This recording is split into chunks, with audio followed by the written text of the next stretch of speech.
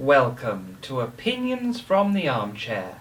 Pretension in a proper china cup. The place, America. The year, 1973. Aerosmith releases their debut album. Elvis Presley's Hawaiian concert gets more views than the freaking moon landing.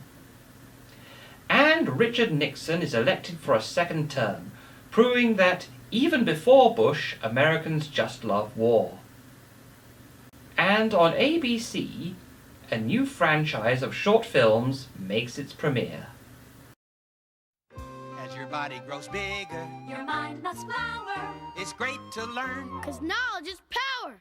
The Schoolhouse Rock films were intended to educate children by making lessons into musicals.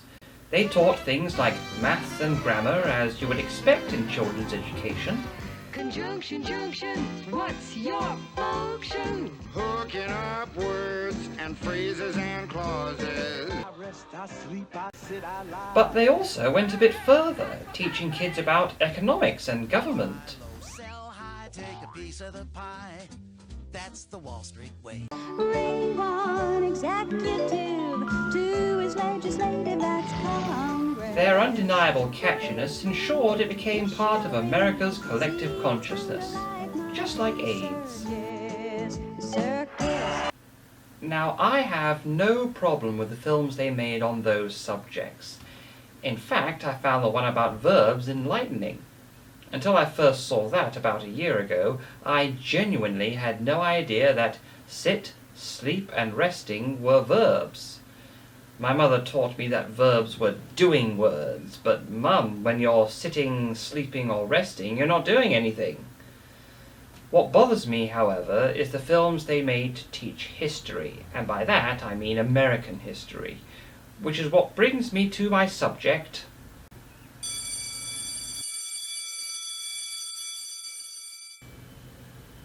Now, I am not an American. I didn't grow up watching these films. Indeed, throughout my whole childhood, I only saw a few of them, and only once. And that was only because I was attending the American School of The Hague, which is a long story in itself. My point being that one day, my class was sat down in front of some AV equipment and shown this.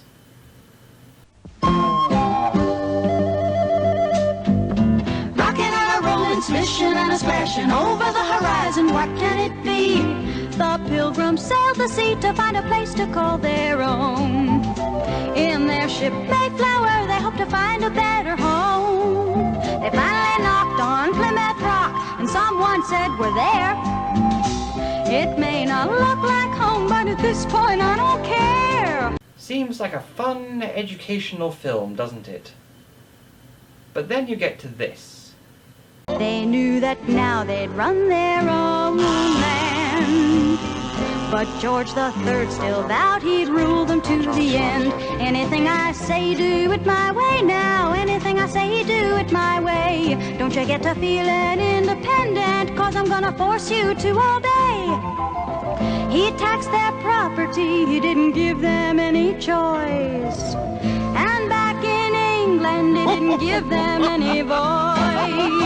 That's called taxation without representation, and it's not fair. But when the colonies complained, the king said, "I don't care." Now, at the time, I felt genuinely ashamed to be British after seeing how cruelly the people of England treated the American colonists. But now I feel indignation and even outrage. I'm not upset at all that the Americans won the War of Independence. What bothers me is the way the Americans portray the British in their history. I mean, take a look. King George is shown as a selfish, maniacal, money-grubbing tyrant, and the British troops are portrayed as a bunch of evil-eyed thugs. I mean, this guy couldn't be more villainous if he had a black mask, a cat, and a catchphrase.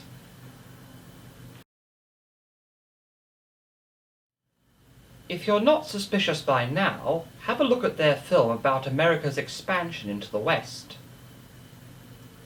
Oh, elbow room, got to get us some elbow room. It's the West or bust, in God we trust. There's a new land out there.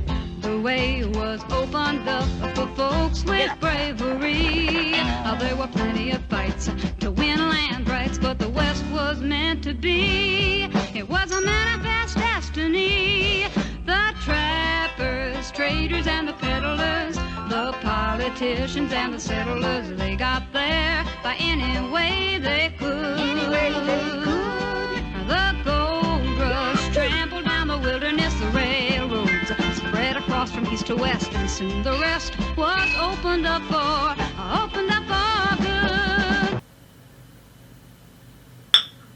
Lots of praise for the bold American settlers, but that bit where the arrow skewers the man's hat, that was as close as they came to mentioning the slaughter of the Native Americans.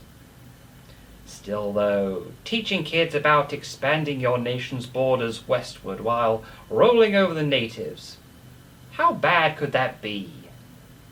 Ich schwöre, bedingungslosen Gehorsam für den Führer des Deutschen. Enough said. But if you're still not convinced, this last film is as American as an Eagle burger with hot dog ice cream and a side of firearm fries. How truthful is it? Well, if their lyricist were Pinocchio, he'd be able to smell farts coming off Mars. My grandmother came from Russia, a satchel on her knee. My grandfather had his father's cap he brought from Italy. They'd heard about a country where life might let them win. They paid the fare to America and there they melted in. A lovely lady Liberty with her book of recipes and the finest one she's got is the great American melting pot, the great American melting pot. America was founded by the English. but also by the Germans, Dutch, and French. The principle still sticks, our heritage is mixed. So any kid could be the president. You simply melt right in. It doesn't matter what your skin, it doesn't matter where you're from or your religion, you jump right in. It doesn't matter what your skin, where you're from, or your religion. In 1800s New York, an immigrant was about as welcome as Popeye at a good grammar convention. The Irish in particular were negatively stereotyped. The name paddy wagon comes from the belief that they were used to cart away all the drunken Irish criminals. Now I saw some of that film, The Gangs of New York, and I had a hard time believing that those immigrants were actually worse off in the old country. In short, that film does a good job of teaching the ideal of American immigration and multiculturalism, but it simply doesn't reflect the reality. Now, all of Schoolhouse Rock's films about American history paint their country only in a good light, in an overly good light, boasting of their heroic victory over a tyrannical force, bravely building a prosperous new land out of wilderness, pretty much inventing liberty and becoming a Shangri-La for, well, the rest of the world. They even throw in a little chauvinism. Said we had the right of life and liberty and the pursuit of happiness. So, if American children in the 70s were educated with this, is it any wonder that today they now swagger around acting like their country is God's gift to the world? However, it's debatable whether or not propaganda was actually their intention. It could be that American history was just simplified in these films and the gruesome parts left out, so it would be understandable and suitable for a child audience. And to give them credit, their short film about the national debt, it wasn't exactly flattering. We're spending money we don't have, or so it would appear.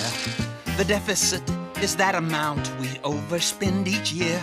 Though congressmen and senators make vows to cut its size, despite their honest efforts, the debt just seems to rise. Now the debt's over $5 trillion and still growing. But despite everything, I have to admit that the songs are actually really catchy. The kind of songs you hate yourselves for loving. It's as if someone wrote an award-winning musical about Hitler. Oh wait. I'll myself raise your hand. There's no greater dictator in the land.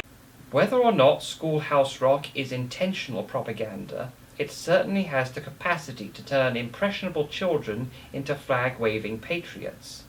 And in my experience, American patriots are the kind of people who swear loyalty to their nation while at the same time trampling on its values. I mean, they're all for freedom of speech, as long as it's not used against them.